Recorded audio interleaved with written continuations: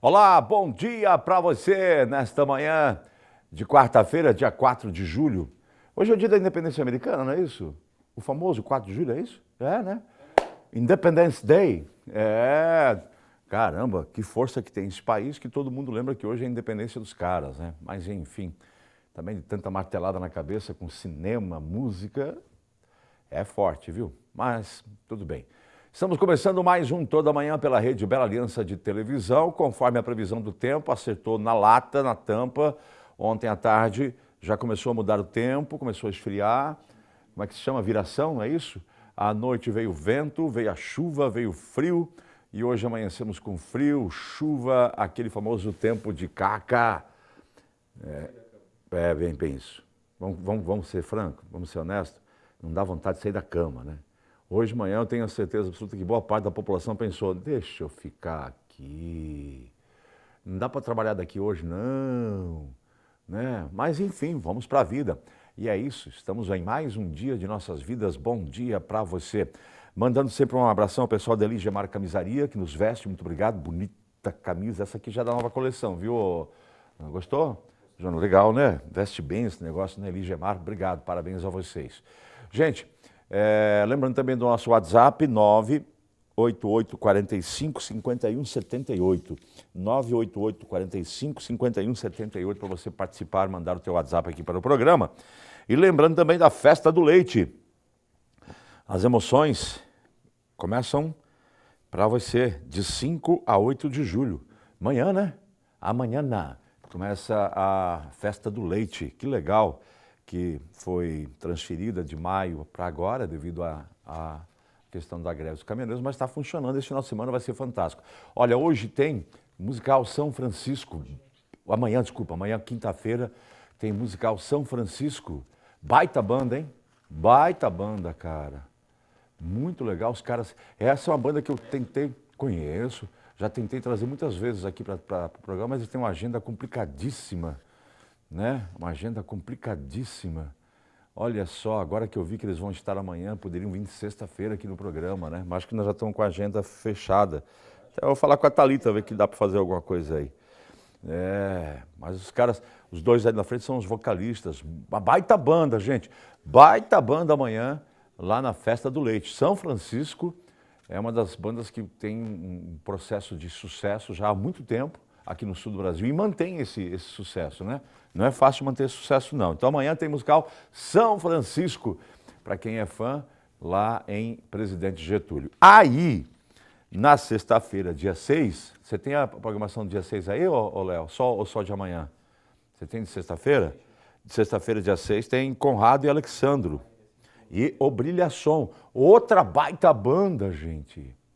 Na sexta-feira, Conrado e Alexandro e Brilhação, meu amigo Alessandro Turra. Ele que fez o jingle aqui do Toda Manhã. Toda Manhã, lembra? É o Alessandro Turra, o vocalista do Brilhação, que musicou o nosso jingle. Eu fiz a letra e ele musicou o jingle do Toda Manhã.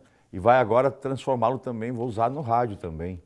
Legal, então tem um carinho muito grande com o pessoal do Brilhação, uma relação de amizade de muito tempo. Brilhação na sexta-feira, Conrado e Alexandro e Brilhação, rapaz, os caras são feras. No sábado, dia 7, tem Zé Ramalho. Eita, monstro, né? Zé Ramalho, cara. Show nacional com Zé Ramalho. Zé Ramalho. Avorrai. Bom, né? Chão de giz, exato, disparo balas de canhão. É inútil, pois existe um grão vizir. Oh. Essa música é música de amor, né? Essa música, Chão de Giz, conta a história de um amor não resolvido entre ele e uma dama da sociedade lá de João Pessoa. Fantástica essa letra dessa música. É uma das minhas músicas favoritas do Zé Ramalho, Chão de Giz. Há meros devaneios tolos a me torturar, a miúde. Oi? Dessa música em especial, o Chão de Giz, eu não perguntei, mas numa das entrevistas que eu participei com o Zé Ramalho, nós perguntamos do Garoto de Aluguel. Baby, dê-me seu dinheiro que eu quero saber. Essa ele falou que quando ele foi para o Rio de Janeiro, estava lá perigo, sabe como é que é, né? Aí teve que fazer uns negócios lá e surgiu a música Garoto de Aluguel. Então não dá para perder, né? Zé Ramalho está naquela fase que quando ele aparece não dá para perder. É sério, gente. Zé Ramalho está naquela fase que até em show Zé Ramalho vai assistir. Não dá para perder mesmo. Né? Um dos monstros sagrados da música popular brasileira vai estar neste sábado em Presidente Getúlio. Depois tem baile com Malbec Trio. Legal. E aí no domingo, Duduca e Dalvan. Eita espinheira danada. Legal, né? Espinheira e outros grandes sucessos de Duduca e Dalvan. E ainda Portal Gaúcho e Caso Novo. Isso tudo na Festa do Leite, que começa amanhã então, tá certo? Aí o convite especial para você. E agora tratando de um assunto bem sério, muito sério na verdade, e a gente pede a atenção de quem está nos assistindo. Estou aqui recebendo as visitas da Josiane Verde Chade, enfermeira, e que está à frente da Gerência de Saúde Regional, não é isso? Prazer em tê-la aqui. Bom dia, tudo bem, Josiane? Bom dia, tudo bem? Diga Prazer Sul? estar aqui também. Eu sou, na verdade, de Pouso Redondo. Pouso Redondo, legal. Verde, né?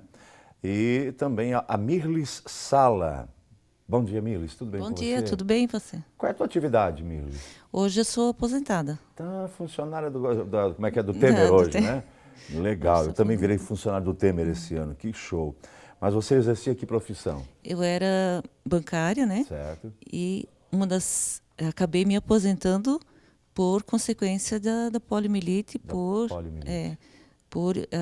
Já era aposentada pelo INSS, mas saí mesmo, deixei de trabalhar por consequência da poliomielite e das causas, sequelas da polio. Isso. A tua história da polio começou quando? Eu nasci em 61 e tive logo no início de 62. Bem bebezinho ainda, né? Bem bebê. Já imediatamente já veio a sequela? Não, assim, contam, né, que eu tive uma febre muito grande e que eu puxava a perna e que os meus pais não sabiam exatamente o que era, né? E até pensavam que eu tivesse caído da cama, mas logo depois eu comecei não andava até os 3 anos, que eu tinha não conseguia colocar o pé no chão. Certo. E aos 3 anos, graças a um tio padre salesiano que morava em São Paulo, ele me levou a São Paulo e eu tive a oportunidade de fazer uma cirurgia de enxerto do tendão. Foi ali que comecei a andar, mas as sequelas ficaram, né? Muito bem. Você é minha contemporânea, você nasceu em 61, certo. Eu nasci em 64, mas nós estamos na época que eu me pelava de medo, né? Quando se falava em polio era uma coisa que assustava, porque depois disso, logo depois desse processo que tu sofreu, muitas gerações acabaram sofrendo, não muitas gerações, mas essa geração, 61, 62, 63, 64, 5, 6, 7, 8, né? Muitas crianças passaram pela polio nessa faixa, nessa década de 1960. E muitas faleceram que nem tinham o diagnóstico que tinham, porque assim, hoje aprendi, né, que em todos os casos que teve um caso de poliomielite paralítica, que é no meu caso, teve surto naquela região. Sim, com certeza. Então muitas crianças faleceram ou pegaram a polio, não tiveram sequela, mas ainda corre o risco hoje, depois de uma idade, de sofrer consequências dessa doença. Mesmo com o passar dos anos, que não tenha ficado a princípio Exato, com a sequela, mas lá na frente ela poderá vir de uma outra forma. Isso, porque acontece o seguinte, a polio, ela atinge o sistema nervoso central. Certo. E ela mata neurônios, que com o passar do tempo eles vão se restaurando, só que você acaba vivendo com os neurônios sobreviventes. Então, o que aconteceu comigo também, e acontece com a grande maioria dos que foram infectados, né? Como você sobrevive com a metade dos neurônios, eles acabam cansando e envelhecendo antes do tempo, eles fazem o trabalho por 2. Então, eu tenho a sequela só na perna, mas eu acabei em 2015 começando a sentir muita dor, muita fadiga e fui diagnosticada em São Paulo, onde tem um centro de tratamento. Procurei porque os médicos não conhecem, né? A maioria não, porque existe pouco público, né?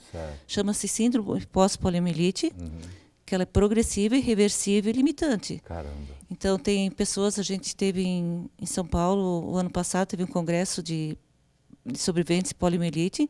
Em São Paulo há um grupo de médicos e fisioterapeutas e um grupo bastante grande que trabalha só com sequelados de polio. Então há pessoas que tiveram a vida normal e que acabam tendo que utilizar cadeira de rodas, pelo menos para grandes, e começam com problemas de disfagia, que é não conseguir engolir, problemas na respiração, porque tudo é neurônio, né? Então, é sério mesmo, não é brincadeira. não é brincadeira, não. Nós temos um problema, a gente já vai para conversar contigo, porque é importante, porque a tua informação assusta, porque e esse é um problema da atualidade, que muitas pessoas, devido a toda essa campanha que foi realizada global, no mundo, para erradicar a polio, ela conseguiu no Brasil um sucesso muito grande. Então nós tivemos um lapso de tempo de algumas gerações que não enfrentaram, as últimas gerações não enfrentaram, não passaram pelo medo, não passaram pela situação, não viram uma outra criança, não viram um outro jovem. Eu era criança e via crianças com dificuldades, né, com sequelas de andar, e muitas sequelas severas. E aquilo nos assustava, porque a gente via, estava na nossa rua, na nossa cidade, e a gente tinha um medo danado, os pais tinham medo, então, tem vacina da polio, corria todo mundo para poder tomar a sua vacina. Aí nós tivemos um lapso muito grande, graças a Deus, porque houve uma campanha, houve uma conscientização, mas acabou caindo no esquecimento das pessoas, das novas gerações, todos os males e as sequelas severas que as pessoas, infelizmente, enfrentam através da polio. Inclusive, cursos de medicina, eles não têm mais na grade curricular o estudo da polio, nem da pós-polio, que também é o pior. Isso. Eu, por exemplo, troquei de mão aqui, porque meu braço já cansou e dói. Sinto muita dor, muita dor. Lógico, hoje estou medicada, faço tratamento, né? Faço osteopatia, faço umas medicações que indicaram, mas assim... a sorte que eu tive de poder ter condições de ter ido a São Paulo, de conhecer um especialista, né? E se você tivesse tido a cobertura vacinal lá, quando você nasceu, você não teria estar passando por tudo isso que você está passando.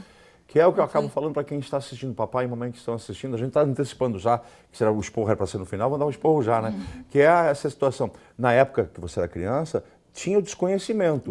Nem acesso e nem o conhecimento. Certo? As maiores regiões tinham, né? Mas nós aqui não tinha cidades como. pequenas, não. Ninguém hoje não, cara. Hoje tem acesso e tem conhecimento. E nós temos uma grande fatia de pais que tomaram a decisão, não sei se por preguiça, falta de responsabilidade ou informações erradas de não vacinarem seus filhos. Eu já continuo a conversa contigo, que é muito importante, porque ela é uma testemunha viva de uma situação que a gente pode ter de volta no país. Estou aqui também com a secretária da regional, a Josiane. Josiane, você me trouxe aqui alguns dados, que esses dados são, na verdade, reflexo de uma situação nacional, não é só aqui não, mas preocupa a nossa região. Nós não temos risco de polio há quanto tempo? Você lembra disso? A gente está há 28 anos no Brasil, sem poliomielite. Na região? Na região. Certo? Não é muito tempo, aquilo que eu falei. É muito tempo. São gerações que acabaram não tendo contato, a gente sabe que nós estamos Exatamente, é a geração de pais hoje que não entraram, né, não tiveram esse contato. Conheceram poucas pessoas que tiveram a paralisia infantil, a poliomielite. E aí você me trouxe aqui uma planilha com informações dos municípios que compreendem a tua região, certo? São 28 municípios, né? Os 28 municípios do Alto Vale. Tem coisa aqui que assusta. Exatamente, assustador, né? Quando a gente vê a cobertura vacinal de crianças da nossa região, é realmente assustadora, porque a gente vê que está cada vez mais difícil a gente conseguir vacinar as crianças. Convencer esses pais a levar seus filhos à vacinação. Isso mesmo. Por exemplo, vamos citar aqui alguns exemplos. Você me citou, o primeiro exemplo que foi Atalanta, certo? Atalanta, só da polio, 37,5. Isso é que foram vacinadas ou que faltam ser vacinadas? A nossa cobertura é de 95% da população. Certo. E, por exemplo, a Atalanta vacinou somente 37% da população, menos da metade. Então, a gente já esteve no município fazendo uma supervisão de coberturas vacinais, que é o que a gente faz, para tentar acompanhar, para ver se foi algum erro de digitação ou algum... Né, porque municípios pequenos, às vezes, 5 crianças fazem com que a cobertura baixe bastante. Né? Então, a gente está indo atrás, elas estão revendo todas as cadernetas, elas estão tentando rever se isso foi um erro ou se realmente... Porque é preocupante, mesmo.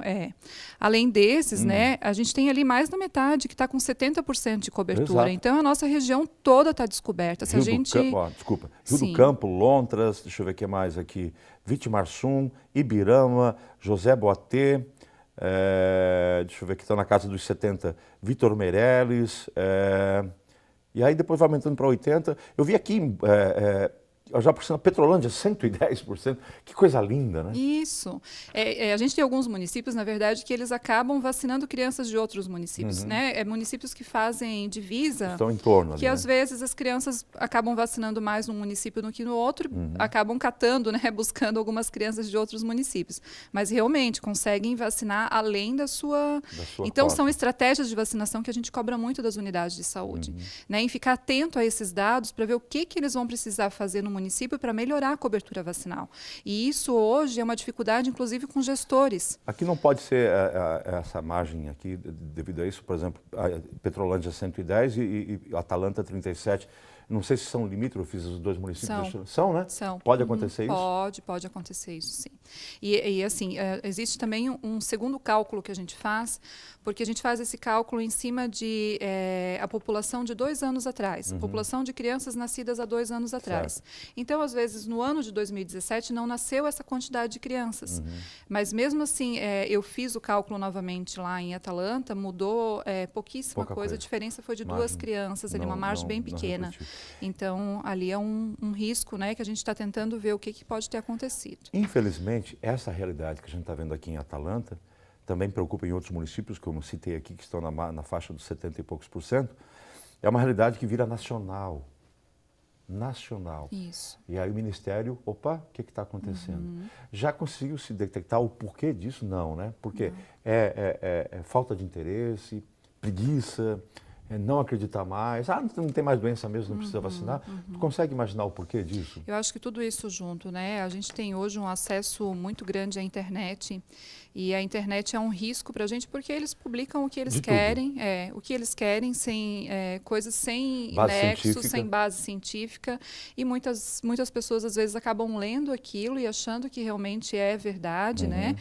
Então, assim, a gente tem que lembrar sempre da história da imunização, tantas doenças que a gente teve no passado e que a gente conseguiu erradicar. É o caso da poliomielite, é o caso do sarampo, que a gente estava muito tempo sem ter sarampo, né? Que pessoas não lembram mais como que era triste uma criança com sarampo e o risco que é uma criança com sarampo.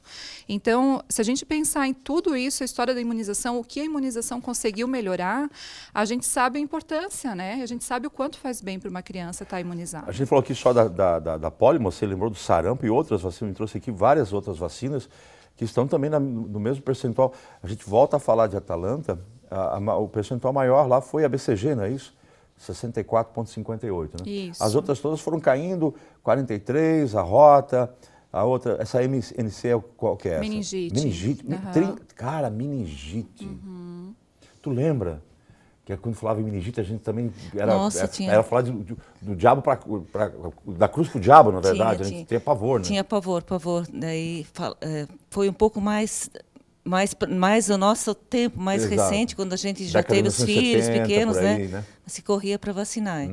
E outro detalhe, agora ainda roubando um pouquinho o assunto sobre a polio, em 50, 60 e 70, foi um holocausto. Muitas crianças morreram assim, às vezes famílias que morreram 2, 3 filhos que não se tem. Foram dizimadas, na verdade. Foi. E as que ficaram com sequelas, que isso leva para a vida daí, né? Mas muitas mortes também, as pessoas ainda que... E sem registro, né? Sem registro. Sem registro. Exatamente. O que assusta é isso. É que morreram e não se sabia por quê, não se tinha essa preocupação, não havia essa cobertura, não havia esses dados, etc. e tal, né? Foram lá enterrados e não se sabiam por que tinham morrido. E era polio e outras doenças como meningite também. Eu tenho aqui uma alerta do Ministério da Saúde, que é o risco de retorno da poliomielite em pelo menos 312 cidades brasileiras. É muita cidade. Porque isso é um risco de pólvora, porque ela vai passando de uma para outra, né? É isso mesmo, é isso que a gente diz. Por exemplo, assim, chegar uma criança com né, o vírus chegar aqui na nossa região hoje, com uma cobertura abaixo de 50%, né? Então, assim, não vai ser uma criança que vai estar infectada. A gente pode ter certeza que isso vai ser muitas crianças. É o caso do sarampo. A gente viu o sarampo entrando lá, né, que entrou lá em Roraima pela Venezuela. Entrou uma família lá com sarampo e em 2 semanas, 3 semanas já tinha se passado para 50 casos, 100 casos, 200 muitos casos, e assim foi, a gente já está com sarampo aqui no Rio Grande do Sul. Já tem sarampo aqui Já no Rio Grande? tem, já tem aqui no Rio Grande do Sul. Então, assim, são doenças virais que transmitem com uma facilidade muito grande. O caso da polio, por exemplo, né? A polio ela tem uma transmissão fecal-oral. Então, tanto por gotículas da saliva, quanto fezes, né? Hoje a gente tem hábitos de higiene muito melhores. Mas mesmo assim, um contato numa creche, por exemplo, uma professora que troca uma fralda, uma criança contaminada com pólio, é um risco muito grande. Qualquer contaminação ali do colchonete, na troca de fralda, vai tá transmitindo o vírus para toda a classe. A classe e a creche depois Isso, como um todo, exatamente. né? E depois então, não só crianças, né? Porque adultos também que não foram vacinados. Não foram vacinados, também, agora idosos, acho que com baixa imunidade também corre risco, né? Bem lembrado disso, né? Nós temos aí alguns adultos que não tomaram a vacina. Não precisei, não tomei. Eu tomei tudo, com certeza eu tomei. Né? A vacina é para a vida toda? ela é para se a pessoa tem o esquema completo de vacinação, Se tomou todas as doses? que nem a da poliomielite, são 5 doses. Se ela tiver todas as doses, ela tem uma imunidade para a vida toda. Muito bem. Em um caso emergencial, se a pessoa não lembra mais, porque a gente está passando dos 50, né, querida? A gente não vai nem ter carteirinha, que nem tinha carteirinha. Exato, né? não. Mas pode-se tomar de novo para cobertura? A poliomielite a gente tem hoje, né? A gente tem ela até os 5 anos de idade. A única exceção, adultos não. A única exceção são pessoas que vão viajar para locais que ainda existe o vírus selvagem rodando. Então, Paquistão, se não me engano, Afeganistão. Esses locais ainda existe a poliomielite com vírus selvagem. Ou seja, o vírus original. Isso. Né? Nós estamos aqui falando da Venezuela, você falou do sarampo, né? E a Venezuela, todo mundo sabe a situação que passa a Venezuela, e há um risco muito grande, além do sarampo, da polio também entrar pela Venezuela. Né? Nada contra os imigrantes que estão vindo para o Brasil à procura de dias melhores, não é isso. Tanto é que eles também estão recebendo uma atenção especial hoje do governo com relação a essas vacinas. Né? Mas que entrou e infectou, aí corre, né? Então, a gente pode ter uma polio. Essa polio da Venezuela já não é a polio original, já é uma polio modificada. Modificada. Né?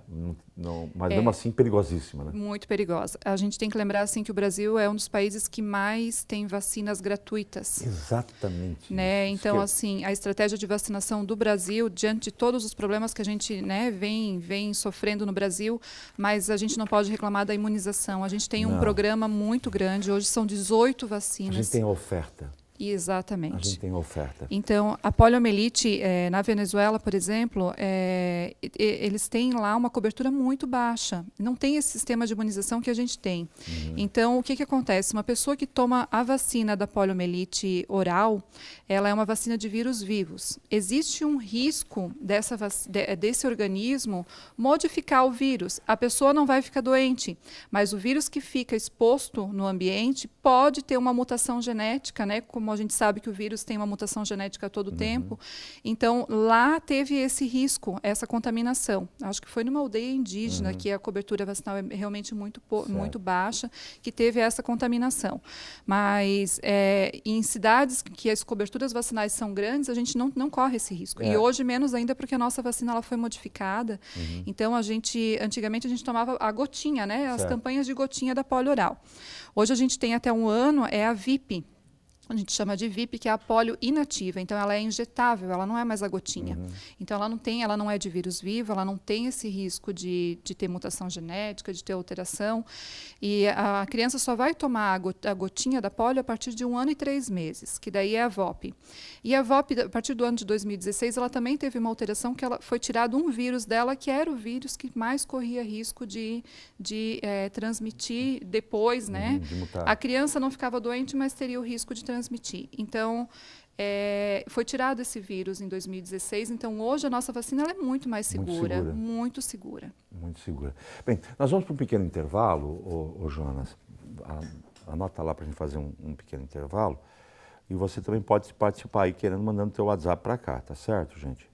Deixa eu ver aqui. É isso. Vai mandando o teu WhatsApp para participar. O assunto é seríssimo. A gente está falando de pólio, mas a gente está falando de sarampo, está falando de meningite. São doenças que nós já pensávamos não estarmos mais com essa preocupação e elas voltam, né, devido a essa falta de responsabilidade. Eu acho que é isso, né? De pais que acham que não precisa. Não precisa. E pode voltar e voltar com uma força muito grande. Minutinho só, já estamos de volta.